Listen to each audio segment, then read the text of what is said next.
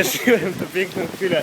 Słuchajcie, targi są hardcorem w każdym wymiarze. Właśnie biegniemy przez noc po kolonii, bo została nas ulewa na mieście. I musimy dobiec do hotelu przez deszcz, żeby Deszcz, zrobić burze, materiał. śnieżyce, zawieruchę, No. to się nie dzieje. W ogóle to jest quest na wiele punktów doświadczenia. To zwiększa sobie zręczność, żeby szybciej biegać. Jak Marcin powiedział, służba nie służba.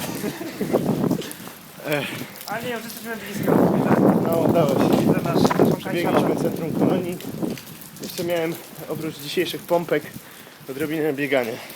No, Więc kondycja na targach plus albo 8. jest, albo się wyrabia. No i tyle. No, idziemy montować. Czas do roboty.